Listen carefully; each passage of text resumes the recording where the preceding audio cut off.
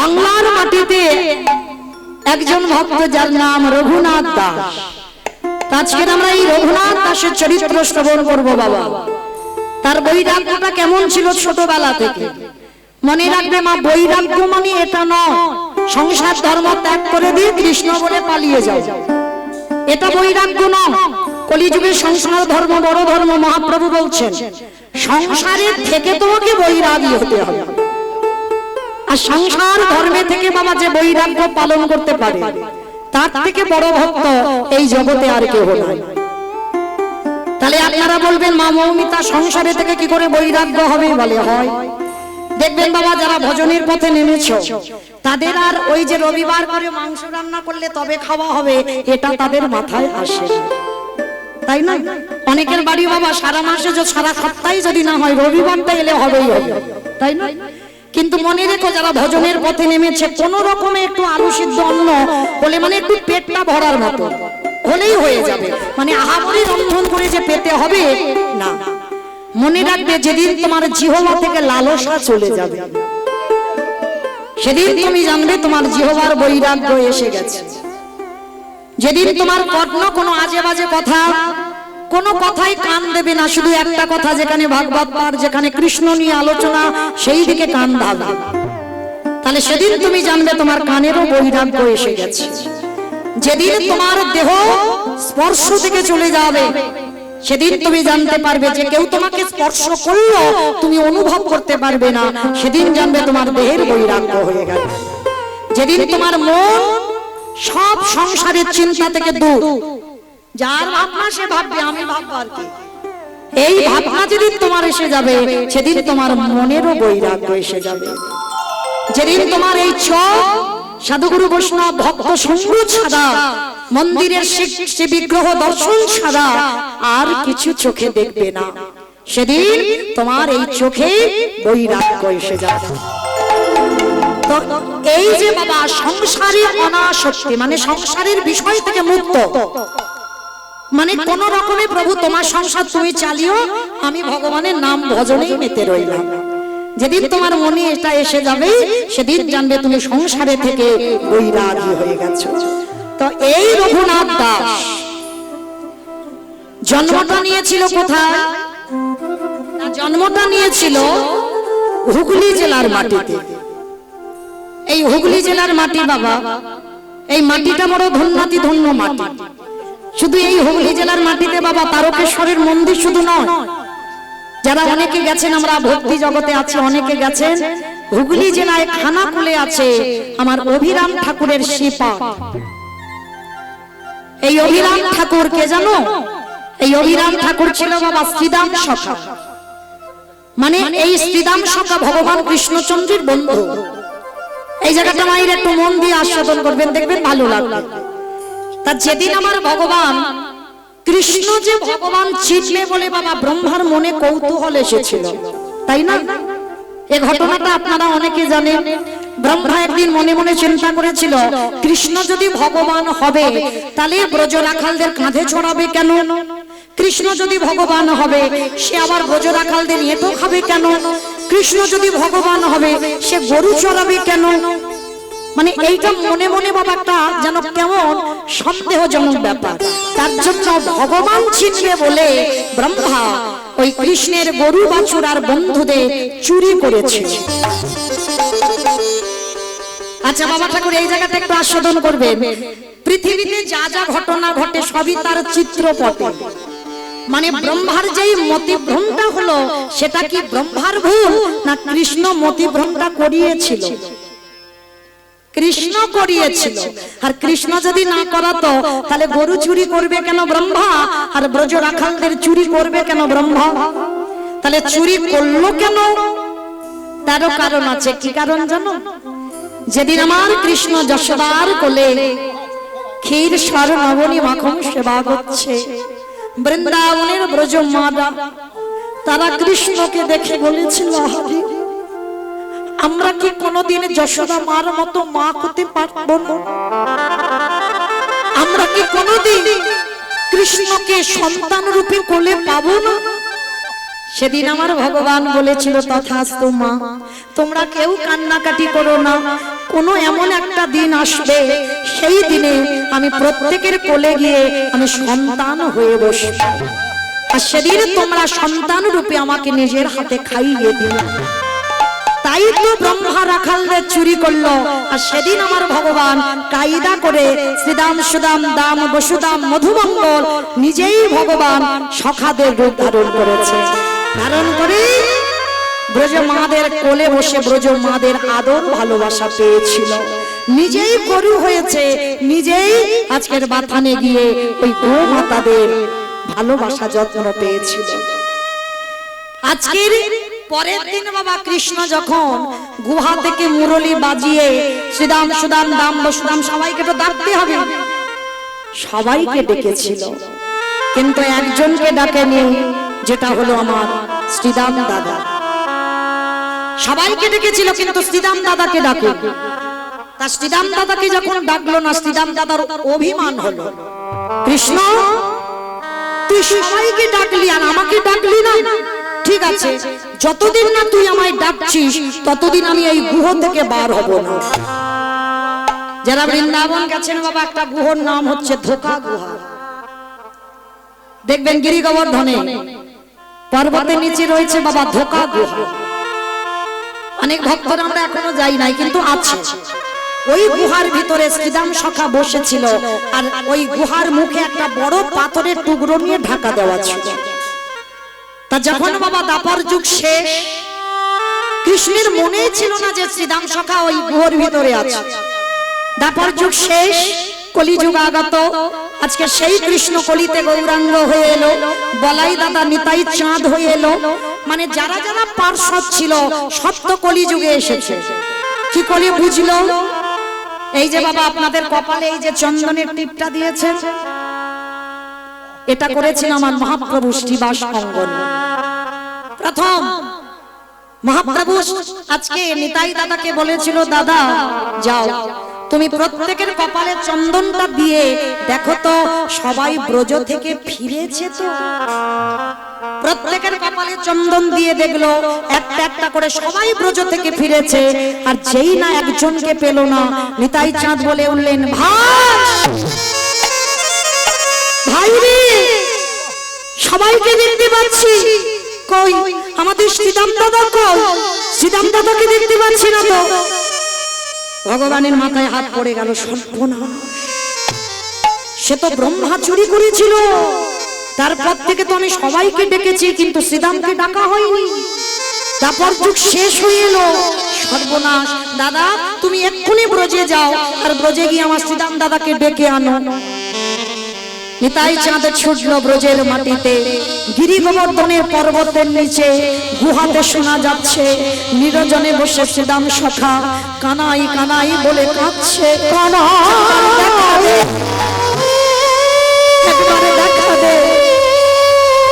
কতদিন হয়ে গেল আমার কথা তোর মনে পড়ে না, দেখা দেখা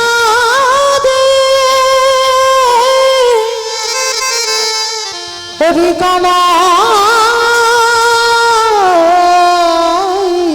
রে দেখা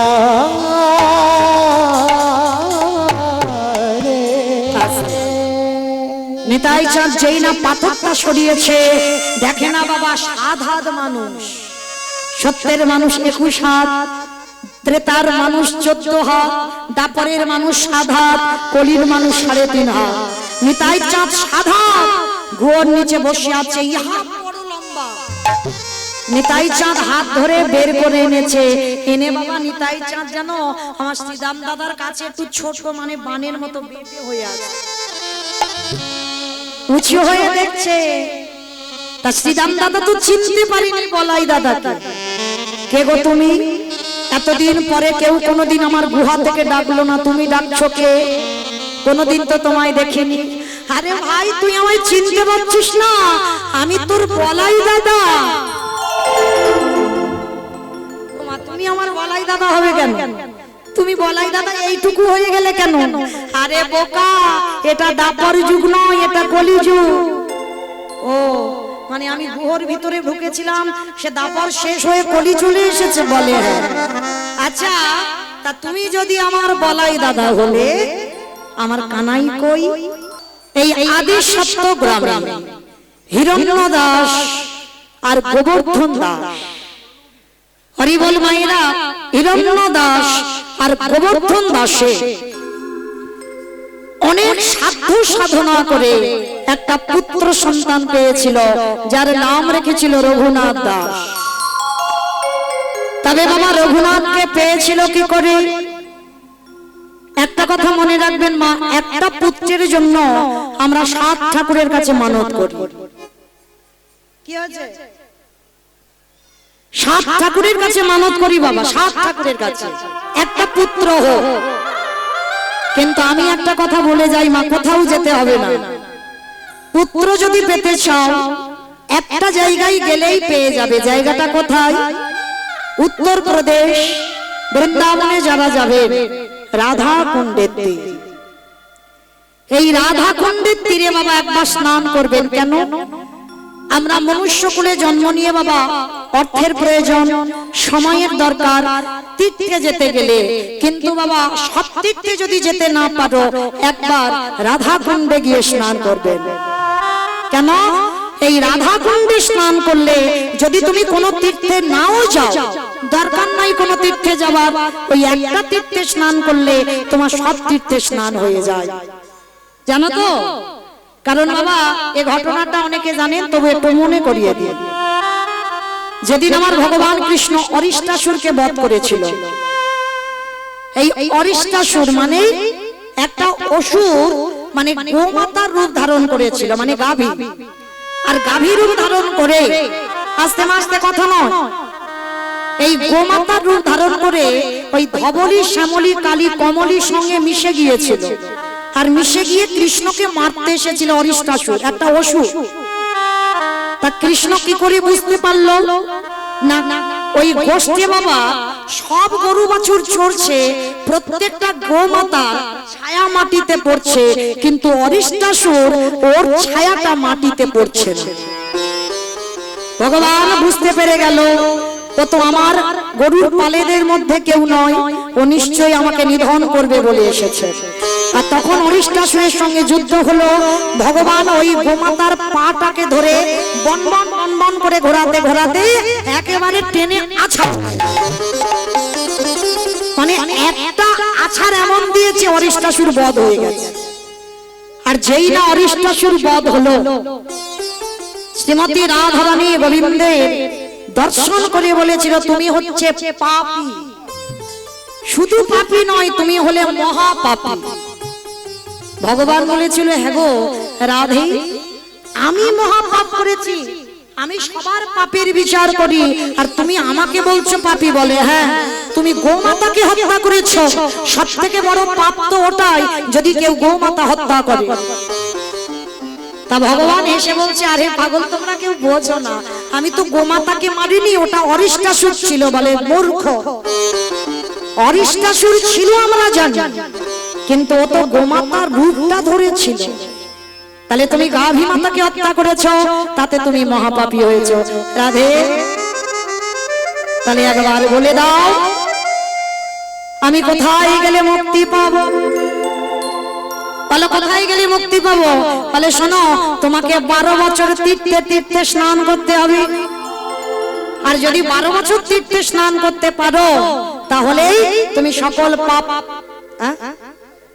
পাপ থেকে তুমি মুক্তি পেয়ে যাবে। আর যেই না বললো সকল পাপ থেকে তুমি মুক্তি পেয়ে যাবে, গোবিন্দ বললেন, রাধে গে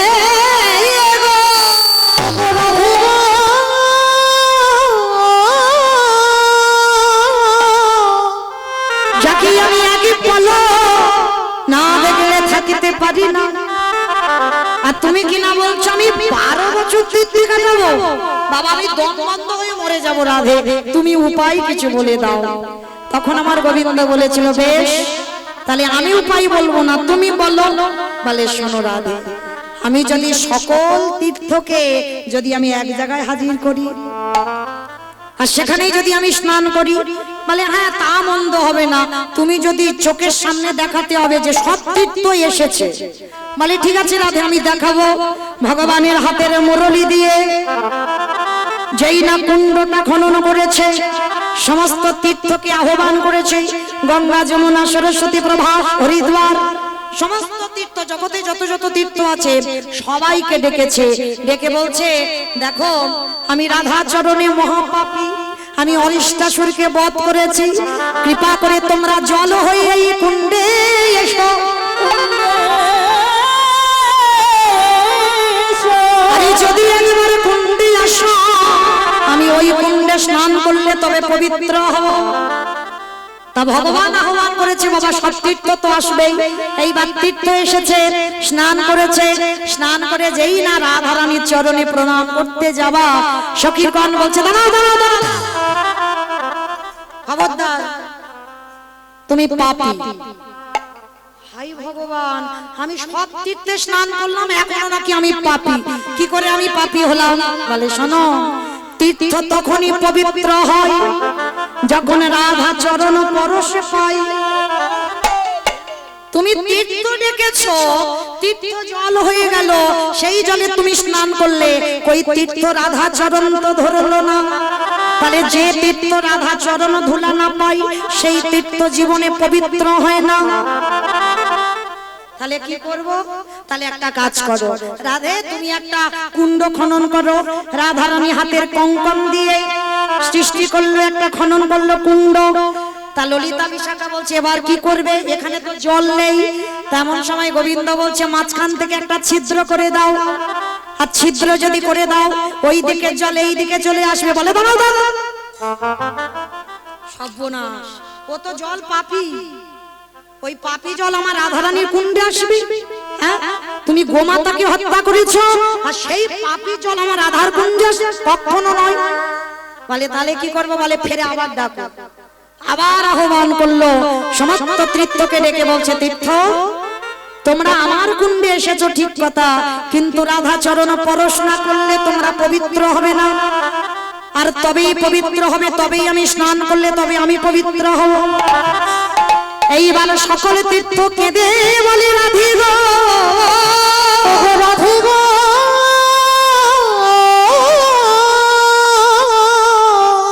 তুমি যদি করুণাময়ী, তুমি যদি কৃপাময়ী হও। দেখবেন বাবা ভগবানের কাছে কেউ সরাসরি যাবে তো উনি বাবা চিত্তগুপ্তের খাতা দেখে হিসাব করবে কত পাপ পূর্ণ করেছো, ভগবান হিসাব করবে। কিন্তু যদি রাধা চরণে কেউ ধরতে পারে, আমার রাধারানী কোনোদিন চিত্রগুপ্তকে ডেকে বলবে না পাপ পূর্ণের খাতাটা দেখাও। যদি একজন ভক্ত রাধা চরণ আঁকড়ে ধরতে পারে, ওগো অচিরে কৃষ্ণ প্রাপ্তি হইব।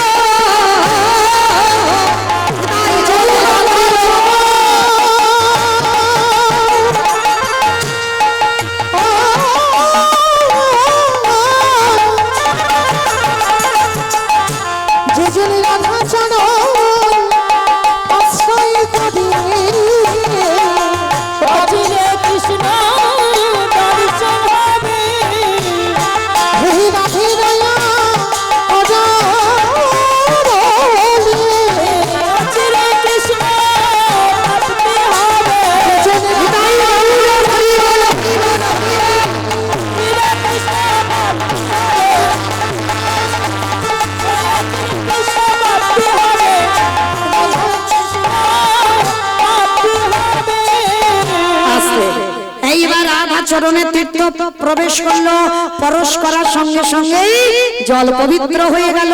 আর তারপরে রাধা কুণ্ড শ্যাম কুণ্ড এক হয়ে গেল। রাধারানী কঙ্কন দিয়ে খনন করলো রাধা কুণ্ড, আর গোবিন্দ মুরলী দিয়ে সৃষ্টি করলো শ্যাম কুণ্ড। তবে মা আলাদা আলাদা কুণ্ডে স্নান করতে হবে না, একটা শ্যাম কুণ্ড একটা রাধা কুণ্ড। স্নান যদি করতে হয় শ্যাম কুণ্ড নয়, রাধা কুণ্ডে স্নান করতে হবে, কারণ আগে রাধা পরশ পেতে হবে। আর ওই রাধা কুণ্ডে স্নান করে যাদের একটা পুত্রের জন্য সাত ঠাকুরের কাছে যাও, যেতে লাগবে না। আমি কীর্তনিয়া বলে যাচ্ছি, ওই রাধারানীর কাছে গিয়ে একেবারে কায়ে মনোবাক্যে একেবারে যদি বলতে পারো রাধে তোমার হলাম বলে, রাধে তোমার হলাম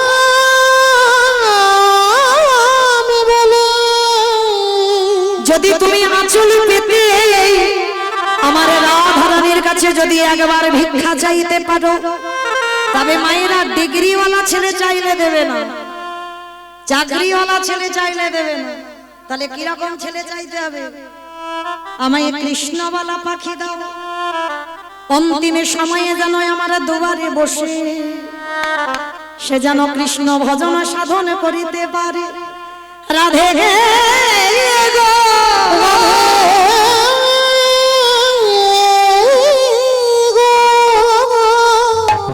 তুমি ওই রকম কৃষ্ণওয়ালা সন্তান আমাকে দাও।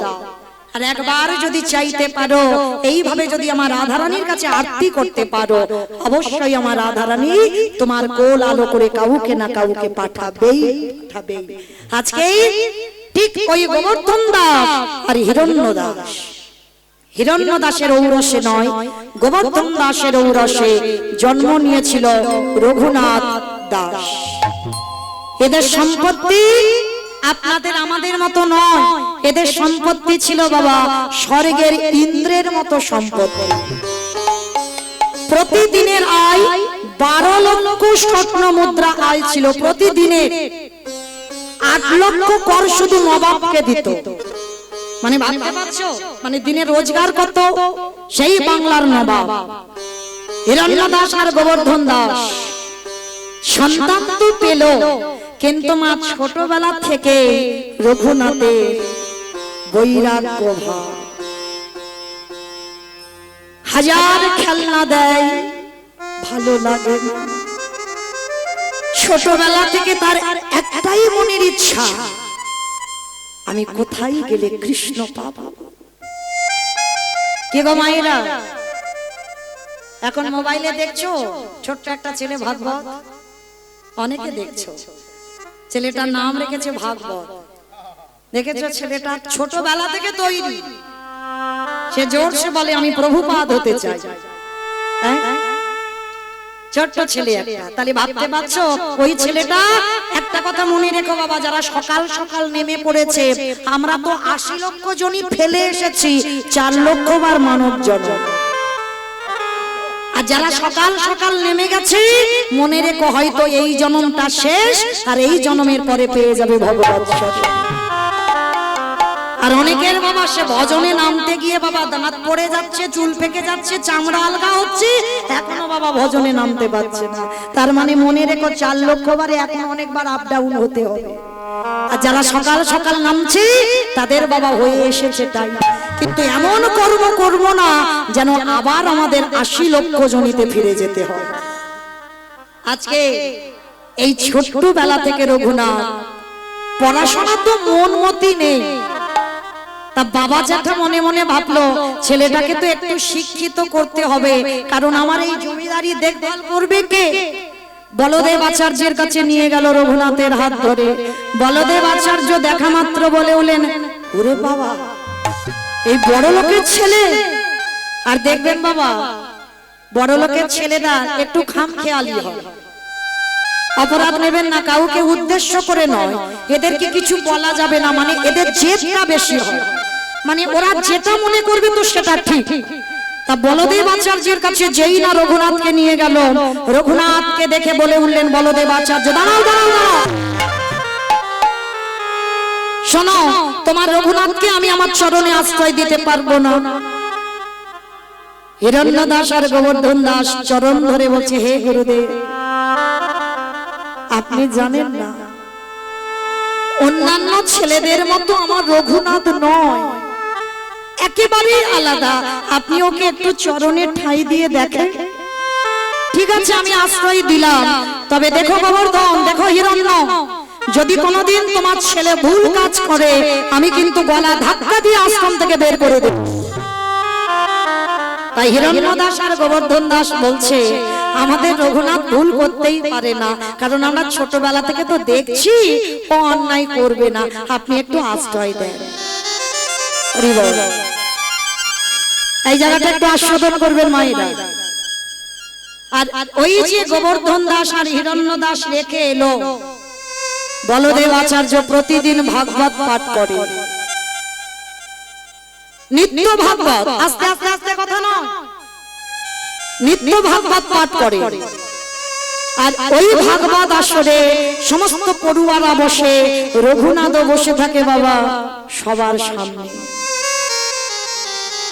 আচ্ছা মায়েরা, আপনাদেরও ঘরে তো সন্তান আছে, আমারও একটা ছেলে বসে আছে করতাল বাজাচ্ছে, আমি একজন মা, তাহলে আমরাও মা, আমাদেরও সন্তান আছে, রঘুনাথও একটা সন্তান। সবাই বসে কত কি গল্প হাসি ঠাট্টা করছে, কিন্তু রঘুনাথ সবার সামনে বসে বাবা মন দিয়ে ভাগবত শুনছে। আচ্ছা মা, 5 বছরের ছেলে ভাগবতের কিছু বোঝে? কিছু বুঝবে? কিছু বুঝছে না, কিন্তু কেঁদে যাচ্ছে। গুরুদেব পাঠ করছে আর দেখছে রঘুনাথ কাঁদছে। তা পাঠ শেষ করে রঘুনাথকে কাছে নিয়ে বলছে, রঘু, ও রঘু, এখানে আয় তো দেখি। এই রঘু, সত্যি করে বল, তোর কি হয়েছে? তুই এইরকম বসে বসে কাঁদছিস কেন? কি হয়েছে তো? তুই যে এতক্ষণ ধরে সেই সন্ধ্যা থেকে কাঁদছিস, আচ্ছা তুই ভাগবতের কিছু বুঝতে পারছিস? রঘুনাথ উঠে এসে বাবা দণ্ডবাদ প্রণাম করেছে, প্রণাম করে বলছে, হে গুরুদেব, আমি কিছু বুঝি না বুঝি আমি তো কাঁদছি একটা কারণ। একটা কারণে? কি কারণে? কি চাস তুই? কার জন্য কাঁদছিস? আমার একটাই মনে ভাবনা, আমি কি তারে পাবো না? গুরুদেব,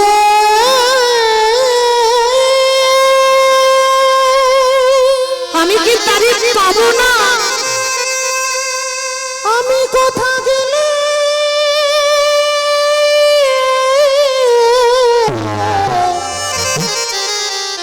কৃষ্ণ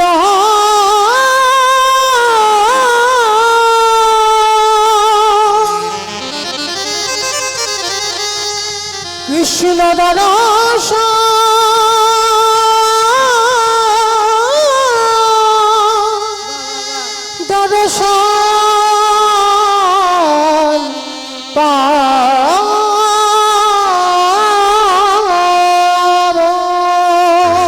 বলো না গুরুদেব, আমি কোথায় গেলে তাকে পাবো?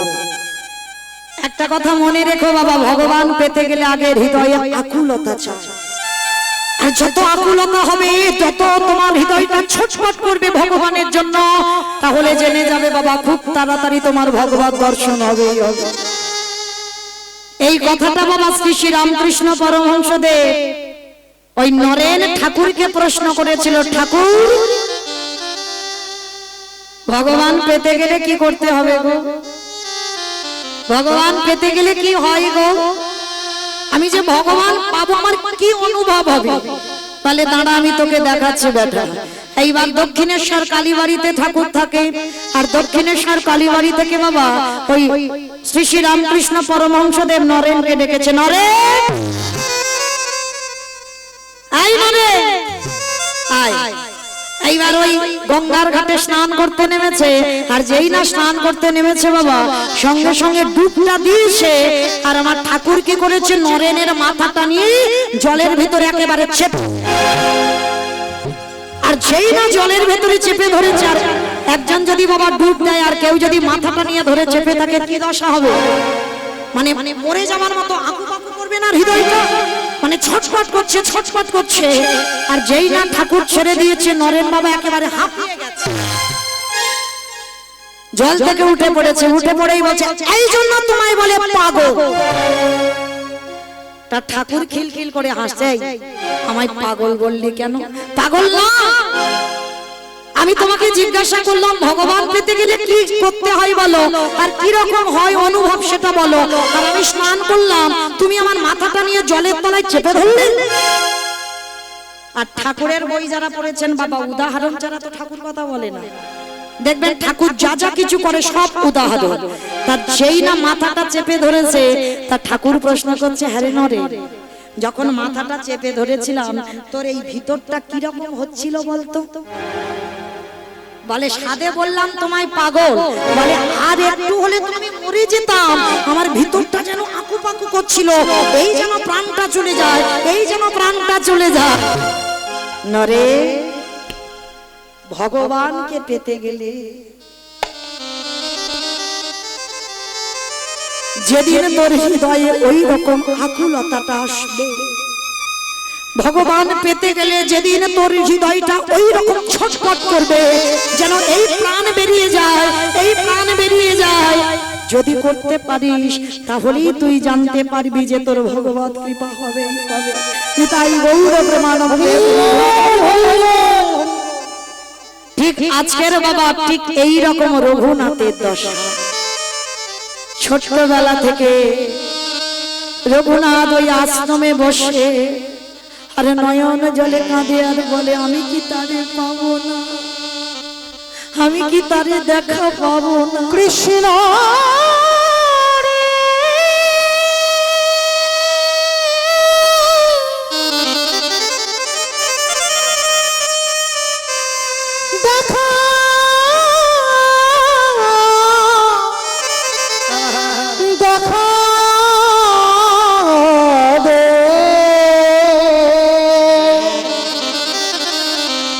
হরে কৃষ্ণ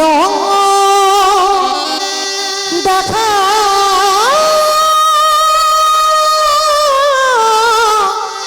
দেখাবে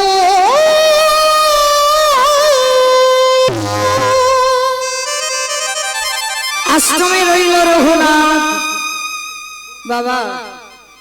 এদিকে নামাচার্য হরিদাস লক্ষ হীরাকে উদ্ধার করে একদিনের জন্য এসেছিল ওই বলদেব আচার্যের ঘরে।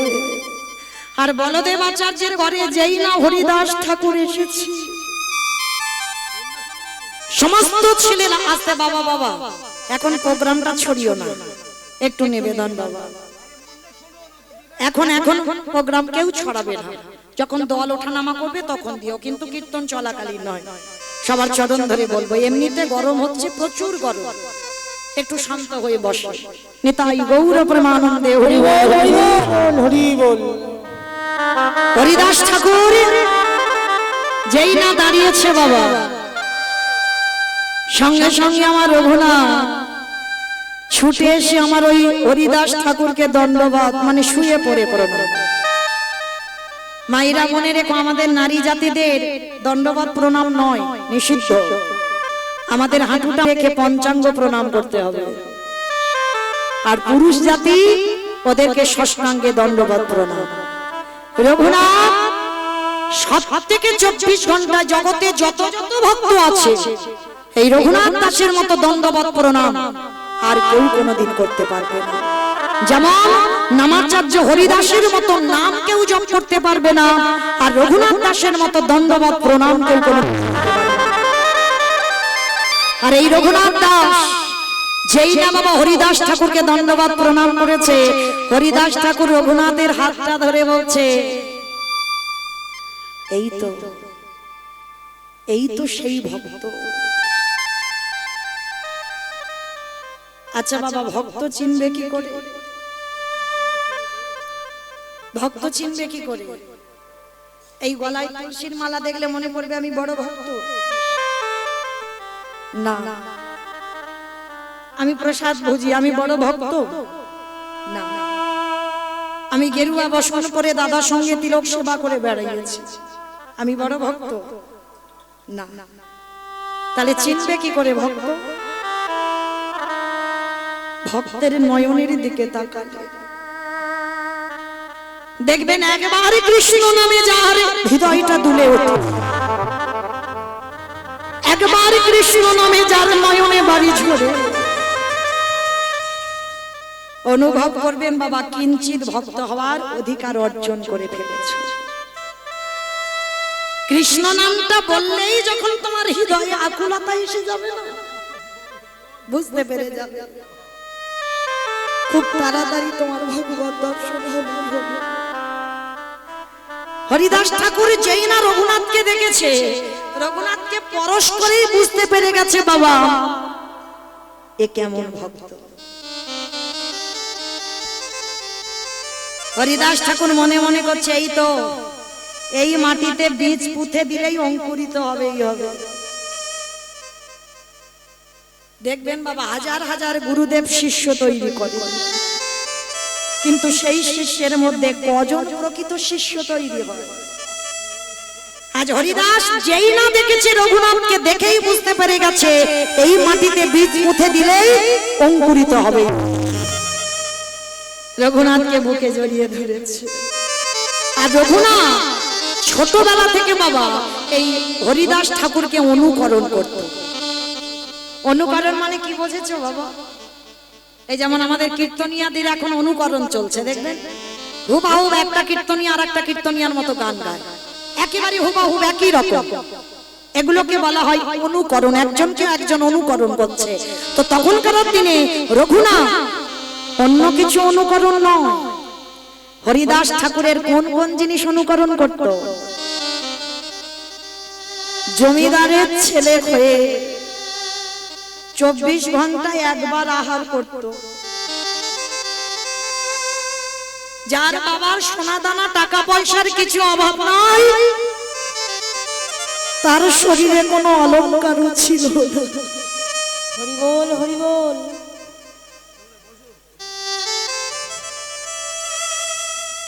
কারণ বাবা কলি তো বসবাস করে স্বর্ণতে। ভক্তি জগতে যদি আগাতে চাও, ওই সোনা দানার লালসা তোমায় ত্যাগ করতে হবে।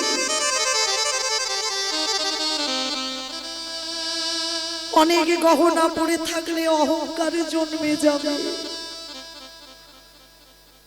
তোমার ভজন পথে বাধা হয়ে দাঁড়াবে। রঘুনাথের জমিদারির ছেলে হয়েও পরনে একটা বহির্বাস আর একটা অন্তর্বাস, সেও বাবা জীর্ণ মলিন শত চিত্র। কৃষ্ণ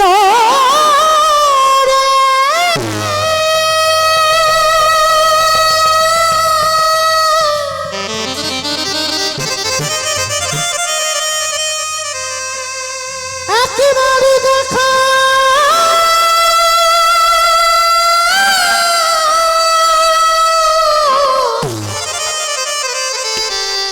দেখা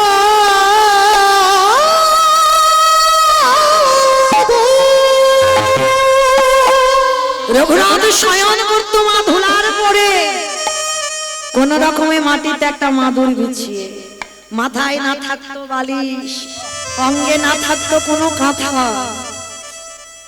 তো হরিদাস ঠাকুর ওকে দেখে সব সময় বলতো, খোকা তুই একটু বড় হ, তুই একটু বড় হয়ে তুই আমায় অনুকরণ করিস। না ঠাকুর, আমি যদি এখন থেকে তোমার অনুকরণ না করি, আমি তোমার মতো হব কি করে? ওরে তুই তো বড় লোকের ছেলে, তুই তো জমিদারের ছেলে, তুই কেন এই অবস্থাতে থাকবি? আচ্ছা চরণ দুটো জড়িয়ে ধরতো, বলো না গো আমি কি তারে পাবো না, আমি কি তারে পাবো না? আমায় বলে না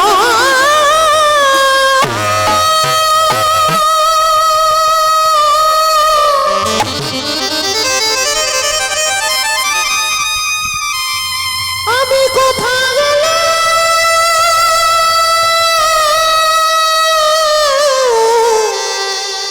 কৃষ্ণ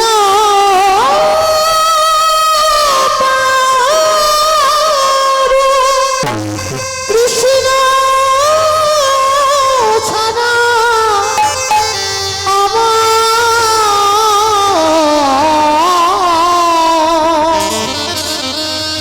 কৃষ্ণ ছাড়া আমি কিছু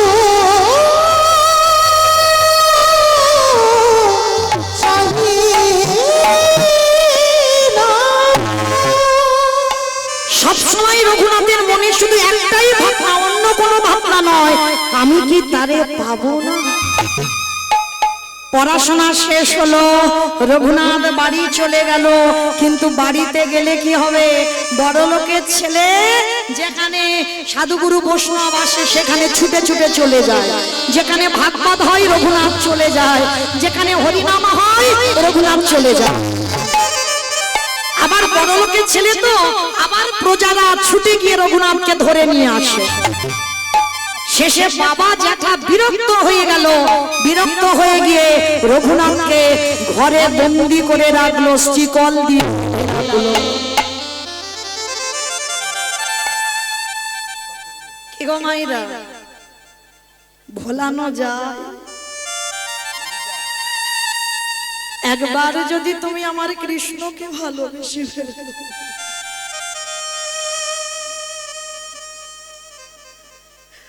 হাজার চেষ্টা করলেও বাবা তুমি আর তাকে ভুলতে পারবে না। রঘুনাথের হাত বেঁধে দিল, পা বেঁধে দিল, ঘরে বন্দি করে রাখলো। রঘুনাথ হেসে বলে উঠলেন, ঠিক করেছো বাবা, ঠিক করেছো তুমি। নিরজন জায়গা না হলে কি কৃষ্ণ ভজন হয় গো?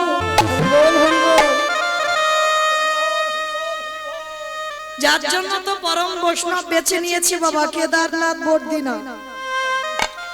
একেবারে পাহাড়ের মাথায় লোকালয়েতে আমরা মালা করি, মালা হয়, নাম হচ্ছে, সংখ্যা বাড়ছে, কিন্তু বাবা ভিতরের নাম হচ্ছে না, ওটা বাইরের নাম। দেহ শুদ্ধ হচ্ছে, ভিতরের নাম করতে গেলে তোমার জানালা দরজা বন্ধ করে ভগবানের প্রতিচ্ছবিটাকে হৃদয়ে ধরতে হবে। আর ওই ছবিটাকে হৃদয়ে ধরে যদি একবার নয়ন জলে কেঁদে একবার মালা করতে পারো, তাইতে মা তোমার সারা জন্ম ধন্য হয়ে যাবে। রঘুনাথ বলছে, ঠিক করেছো বাবা, আমি চাইছিলাম এই রকম নিরজন জায়গা, এই রকম নিরজন জায়গা আমার ইচ্ছা। বাবা রাতের বেলা করে খেতে দেয় রঘুনাথকে, অত সোজা নয়। এক সপ্তাহ রঘুনাথ কিছু খায়নি, এক সপ্তাহ। ভাবতে পারছো? অনেকে শিব চতুর্দশী দুদিন উপবাস হয়ে গেল, হয়ে যায়নি?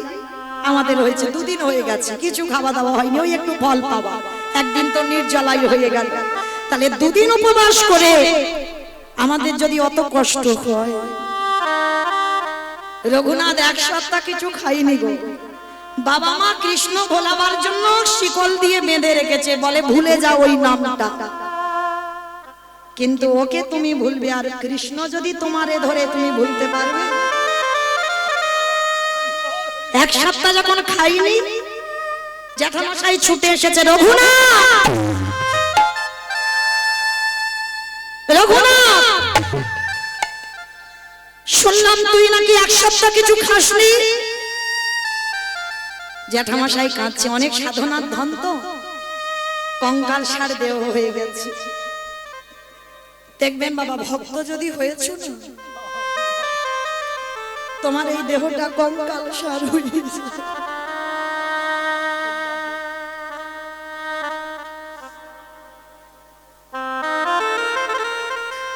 তাদের না থাকবে কোনো সাজগোজ, না থাকবে কোনো এলাক পোশাক, না শরীরের কোনো চিন্তা ভাবনা, কারণ তাদের তো একটাই চিন্তা, আমি কি তারে পাবো না। তো রঘুনাথ কি করেছে?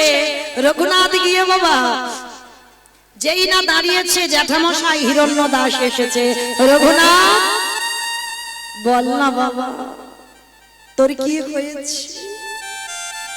তুই কিসের জন্য কাঁদছিস? এক সপ্তাহ নাকি তুই কিছু খাসনি। আচ্ছা ঠিক আছে, আমি কথা দিলাম বাবা, আর আমি তোকে বাধা দেব না, বল তুই আমার কাছে কি চাস? জ্যাঠামশাই, আমি যা চাইবো তুমি আমায় দেবে। কেন দেব না বাবা, একবার একবার তুই বল না বাবা কি চাস। না ওই রকম করি নয়, আগে ত্রিসত্য করো, তুমি আমি যা চাইবো তাই দেবে। ঠিক আছে বাবা, আমি ত্রিসত্য করলাম, তুই যা চাইবি আমি তোকে দেবো, বল তুই কি চাস।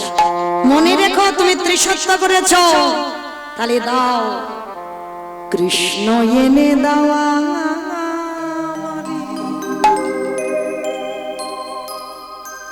কৃষ্ণ এনে দাওয়া,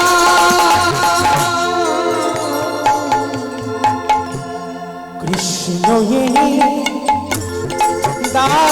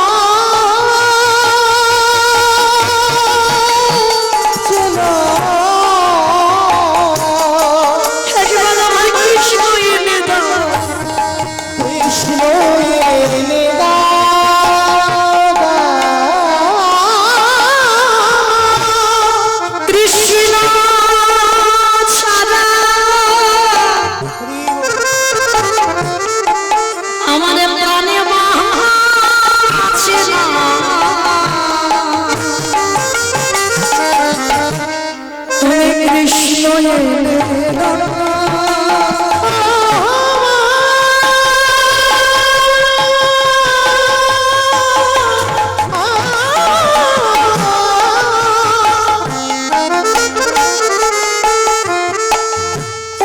কৃষ্ণ ছাড়া প্রাণে বাঁচে না। কৃষ্ণ এনে দাও। জেঠু, কেউ বোঝে না আমার মনের কথা, বলবো আমি কারে, বোঝে না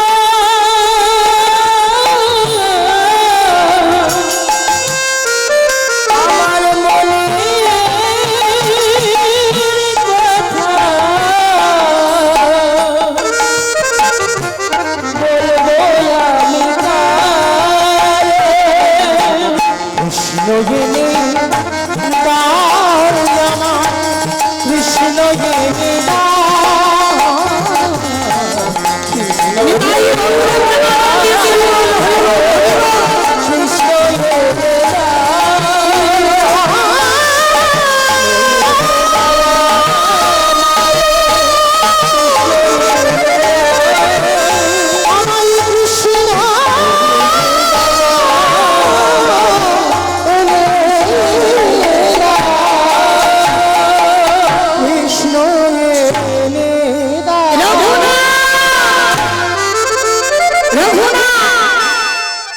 তুই তো কেঁদে কেঁদে মরে যাবি কৃষ্ণ কৃষ্ণ বলে।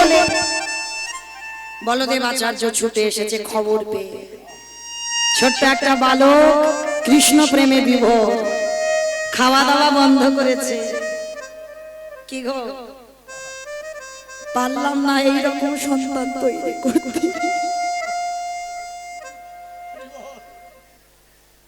হলো না।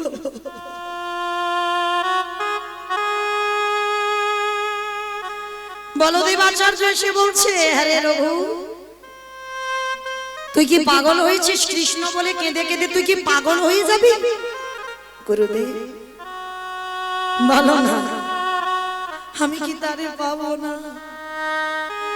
আমি যদি তারে না পাই, হে জীবন আমি আর রাখবো না। পাবি বাবা পাবি, তার তুই পাবি, তবে শোন, কৃষ্ণ বলে কাঁদিস না।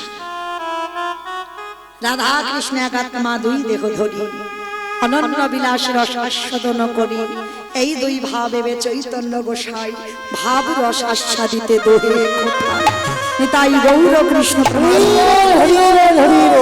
কৃষ্ণ বলে কাঁদতে হবে না। ওই কৃষ্ণ বলিতে গৌর হয়ে এসেছে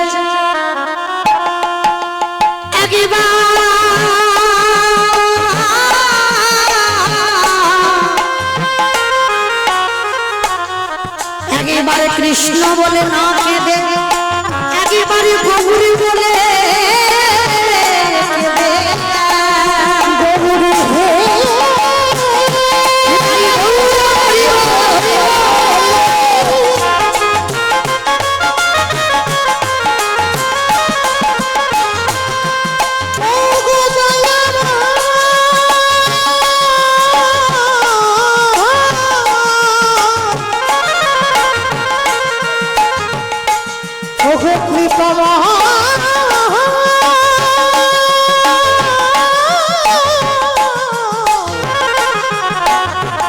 একেবারে কহো না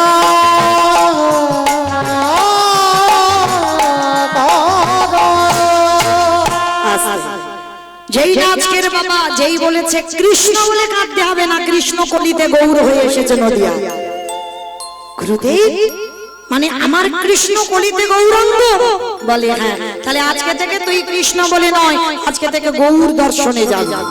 তাই হিরণ্য দাস আর গোবর্ধন দাস বলছে, আমি যখন কথা দিয়েছি চল তোকে নিয়ে নদিয়ায় একবার ঘুরে আসি, তোর কৃষ্ণ দেখি আনি। আজকে ছেলের হাত ধরে নিয়ে গেল নবদ্বীপের মাটিতে। বাবা যেদিন নদিয়ায় গেছে, গিয়ে সংবাদ পেল 24 বছর বয়সে নিমাই সন্ন্যাসী। দর্শন হলো না, অত সোজা নয়।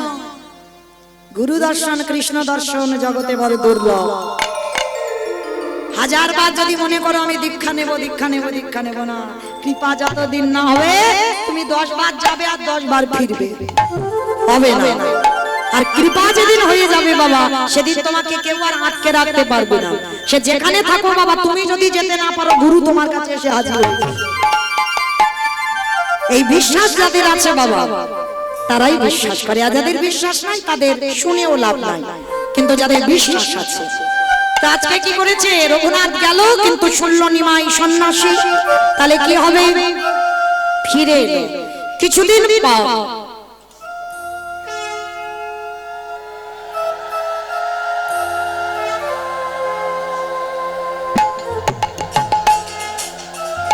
তাই গৌর ব্রহ্মানন্দে হরি বল, হরি বল। তা ফিরে এসেছে বাবা। কিছুদিন পরে আমার মহাপ্রভু এসেছিল অদ্বৈত আচার্যের ঘরে। এটা আপনারা জানেন, নিমাই সন্ন্যাসের পর।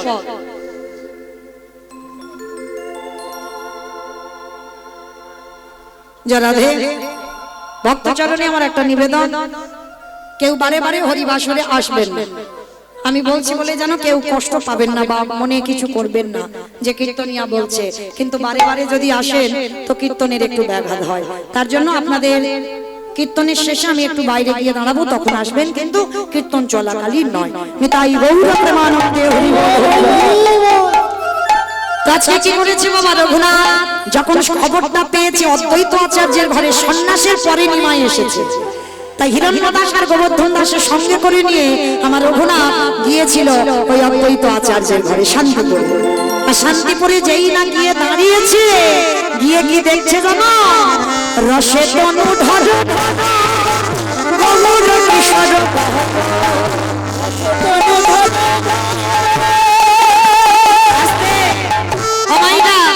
সন্ধ্যেবেলায় আমাদের ভজনটাও হয়ে যাবে আর কীর্তন শোনাটাও হয়ে যাবে, মানে আমাদের ভজনও হবে আর শ্রবণও হবে আর কীর্তন গাওয়াও হবে।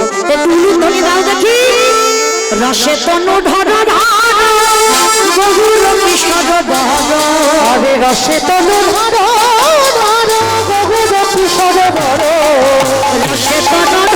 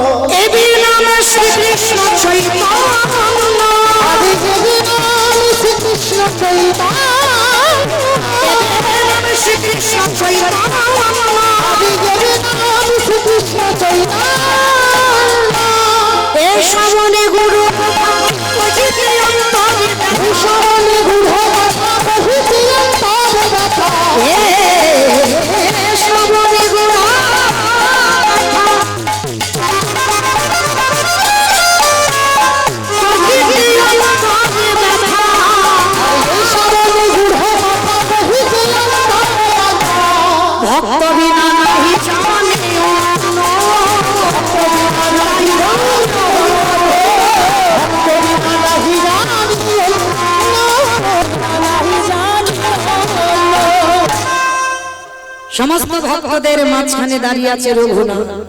কীর্তন শেষ হলো, সবাই প্রণাম করলো, আর রঘুনাথ সবার মাঝখান থেকে গিয়ে মহাপ্রভুর চরণে গিয়ে বাবা একেবারে শুয়ে পড়ে দণ্ডবত। ওই যে বললাম ভক্ত ভক্তরেই চিনতে পারে। যেই না রঘুনাথ দণ্ডবত, সঙ্গে সঙ্গে হাতটা ধরে তুলেছে, বাবা বাবা, এই তো সেই পেয়ে গেছে আমার আপনজন। নিতাই চাঁদকে বলল, দাদা আমি যে পাত্রে প্রতিনিয়ত প্রসাদ পাই ওই পাত্র থেকে প্রসাদ এনে আমার রঘুনাথকে একটু প্রসাদ দাও। কৃপা হয়ে গেল। যারা এতদিন সঙ্গে ছিল তারা মহাপ্রভুর উচ্ছিষ্ট প্রসাদ পেল না, আর আজকের প্রসাদ পেয়ে গেল। আর যেই নাম প্রসাদটা দিয়েছে বাবা, ভক্তি তো পেয়ে গেল, ভগবত দর্শন হয়ে গেল। তা কিছুদিন থাকেই রঘুনাথ মহাপ্রভু চরণ সেবা করে, আর সেবা করতে করতে আজকে বেশ কিছুদিন কেটে যাবার পরে রঘুনাথকে ডেকেছে, রঘুনাথ এবার আমি ঘরে ফিরব, আমাকে যেতে হবে জগন্নাথ ধাম, পুরী ধাম। থাকো তুমি এখানে, তোমার বাবা মা রাজত্ব দেখভাল করো, চলে যাও, তুমি তোমার আদি সত্য গ্রামে ফিরে যাও। না না গৌরহরি, আমি তো ফিরে যাব বলে আমি তোমার চরণে আসিনি। তুমি কেন আমাকে পাঠিয়ে দিচ্ছ? আমি ফিরবো বলে আসিনি, আমি তোমার চরণে আশ্রয় পেতে চাই। রঘুনাথ একটা কথা মনে রেখো, মর্কট বৈরাগ্য ধারণ করো না। মর্কট কাকে বলে? বানর। হনুমান কিন্তু ত্যাগী, আর বানর ভোগ। ওই জন্য মহাপ্রভু বলছে বাবা চৈতন্য ভাগবতে, মর্কট বৈরাগ্য ধারণ করবে না। লোক বৈরাগ্য যেন তুমি ধারণ কোনোদিন না করো। যেটা তুমি সঠিক ভজনের পথে আগাতে পারবে, তুমি সেই ভজনের পথে আগাও, কিন্তু লোক দেখানি ভজন তুমি কোনোদিন করবে না। তাই পড়াশোনা করেছো, বড় হয়েছো, বাবা মার কাছে ফিরে যাও, আর বাবা মার জমিদারি দেখভাল করো। না প্রভু, আমি তো পৃথিবীতে জমিদারি দেখবো বলে আসিনি, আমি তো বলে এসেছিলাম কৃষ্ণ ভজে বাড়ি করি সংসারে আইল,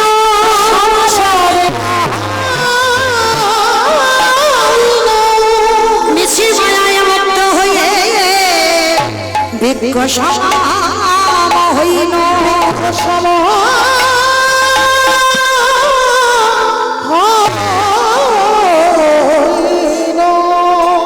তুমি কেন বোঝো না? কেন বুঝতে চাইছো না? আমি তো এই দেহটা কৃষ্ণ সেবার জন্য পেয়েছি। কে গো, এখানে আমরা এতজন ভক্ত জানি, সবাই কৃষ্ণ ভক্ত হব বলে এলাম, আর হলাম কি মায়ার ভক্ত, মায়ার দাসত্ব করছি। ভুলে গেলাম আমরা কৃষ্ণ দাস, কিন্তু না, জানো মনে পড়ে গেল এই যে কৃষ্ণ দাস হতে হবে। তো আজকের রঘুনাথ এতটাই ভজন পথে আগিয়েছে, তথাপি আমার মহাপ্রভু সঙ্গে নিল না। কেন নিল না? অত সোজা নয় বাবা। একটা কথা মনে রেখো, এই জগৎটা না বাবা অনেকের পিছনে লাগার ভক্ত অনেক আছে, দেখবেন। তুমি তোমার আচরণ করতে পারবে না, কিন্তু যারা আচরণ করছে বাবা তাদের পিছনে লাগতেই আছে, লাগতেই আছে। হ্যাঁ, কিন্তু তুমি বাবা এক মাস একটু নিরামিষ সেবা করে দেখো তো, প্রসাদ তো পাপ, এক মাস একটু নিরামিষ সেবা করে দেখো, পারবে না। এখন তো বাবা বাবা মা মরে গেলে সে মালসার ভাত খাওয়া উঠে যাচ্ছে। যার 5 দিন খাবে বলে বাবা ওই 15 দিন আমার দ্বারা হবে না, 5 দিন খাবে বা ওই যে 1 সপ্তাহ খাবে বা 3 দিন, সন্তান হয়েও পাচ্ছে না। কিন্তু বাবা মনে রেখো, এই যে সময়টা সবথেকে শুদ্ধ সময়, ব্রহ্মচর্য পালন করা হয়। পিতা মাতা মরে গেলে আমরা না বলি না অসহজ হয়েছে, অসহজ হয়েছে, না, সব থেকে শুদ্ধ তুমি তখন, কারণ তুমি এই যে হংসী আহার করছো, তুমি ব্রহ্মচর্য পালন করছো, তুমি মেঝেতে তুমি ক্ষৌর কার্য করছো না, তাহলে তোমার মতো পবিত্র আর কেউ থাকে। যারা প্রকৃত জ্ঞানী হবে তারা কোনোদিন বলবে না ওইটা অসহজ, তোমাকে ছুঁলে আমি অপবিত্র হয়ে যাব, না, তোমাকে ছুঁলে আরো আমি পবিত্র হব। কেন? তখন তুমি ব্রহ্মচর্য পালন করো, আর তোমার মতো পবিত্র তখন আমিও পর্যন্ত নয়। তাই তাই রঘুনাথ কি করেছে বাবা? রঘুনাথ যখন ফিরে এসেছে, রঘুনাথ ফিরে এলো, মহাপ্রভু সঙ্গে নিল না, কিন্তু একটা কথা বলেছিল রঘুনাথ, তুমি ভজন করে যাও, যেদিন সঠিক সময় হবে তোমাকে আমার কাছে আসতে হবে না, আমি নিয়ে নেব আমার কাছে। ওই জন্য বাবা যে যত ছটফট করি না কেন, যার যখন কৃপা হয়ে যাবে সংসারের মায়াতে কেউ আর বেঁধে রাখতে পারবে না। সব মায়ার দড়ি ছিঁড়ে দিয়ে সে কৃষ্ণ পাবার লালসায় ছুটে যাবে। যেটা নরোত্তম করেছিল, যেটা জমিদার লালাবাবু করেছিল, ভুরি ভুরি প্রমাণ দেওয়া আছে বাবা। তো আজকে কি করেছে, রঘুনাথকে আটকাবার জন্য রঘুনাথকে বিয়ে দেওয়া হলো। যার সঙ্গে বিয়ে দেওয়া হলো নাম ছিল তার রত্নাবতী। এইবার রত্নাবতীর সঙ্গে বিয়ে দেওয়া হলে কি হবে, যে সময়টা ছিল ফুলশয্যার রাত। মায়েরা, এখানে আমরা বউ হয়েছি, আমরা স্ত্রী হয়েছি, কিন্তু আমরা সহধর্মিণী নয়। হরি বল। তা যেই না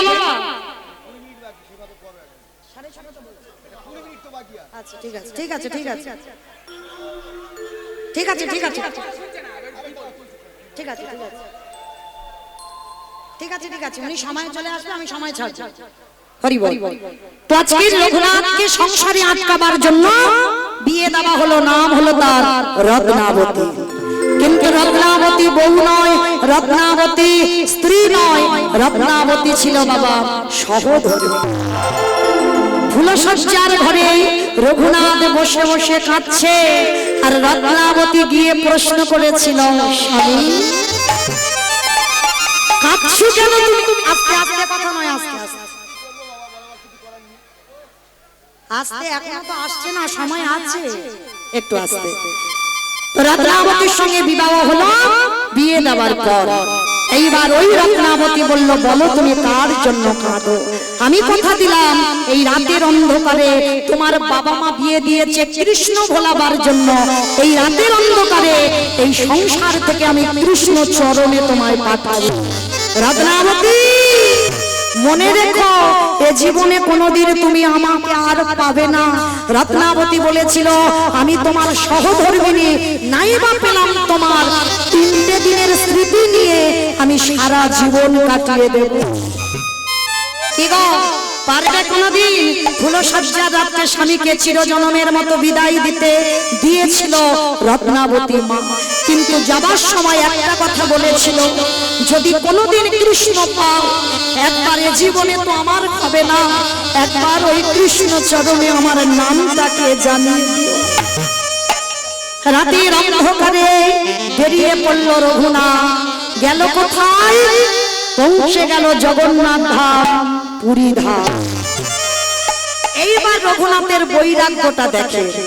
যখনই বাবা যেটা শুনেছিল রঘুনাথ সংসার ত্যাগ করে পুরী ধামে গেছে, তখন বাবা অন্ন বস্ত্র অর্থ রঘুনাথের জন্য পাঠায়, আর রঘুনাথ সেইগুলো নিয়ে ওই বৈষ্ণব সেবা ভক্ত সেবা দেয়।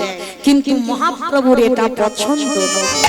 কেন বাবা? এটা মৌমিতা বলছে না, মহাপ্রভু বলে গেল, কাউকে যদি দিতে চাও কিছু, তোমার ডান হাত দেবে, বাম হাতে যেন জানতে না পারে। অনেকে আছে না বাবা, স্টেজের উপরে উঠে কাউকে নাম ধরে ধরে ডেকে বস্ত্র দিচ্ছে, কম্বল দিচ্ছে না, তাতে কি হয়? তাতে তাকে ছোট করা হয়, তাকে অপমান করা হয়, সমাজে দেখিয়ে দেওয়া হয় ওর অন্যের অভাব, বস্ত্রের অভাব, ওই জন্য আমি ওকে দান করছি না। এটা মৌমিতার কথা নয় বাবা, যেন ভুল বুঝবেন না। বলছে মহাপ্রভু রঘুনাথকে, তোমার বাবা যেটা অহংকার, আর তোমারও সেই অহংকার আসবে, আমি পছন্দ করি না রঘুনাথ। বন্ধ করে দিল, খবর দিল আদি সত্য গ্রামে কেউ যেন অন্ন বস্ত্র কিছু না পাঠায়। দিন চলে কি করে?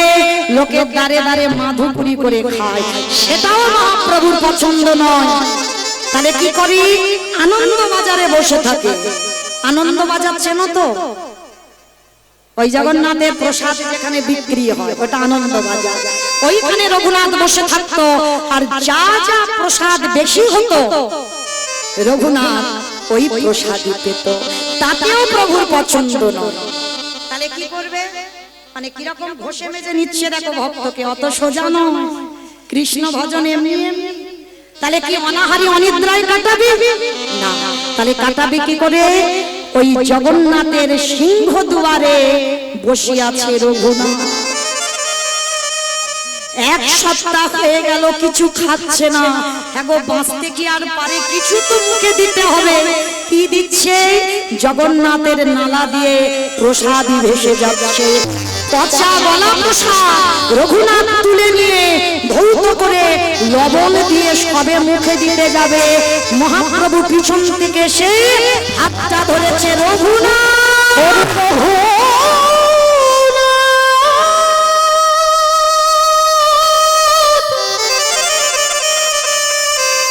একেবারে চেয়ে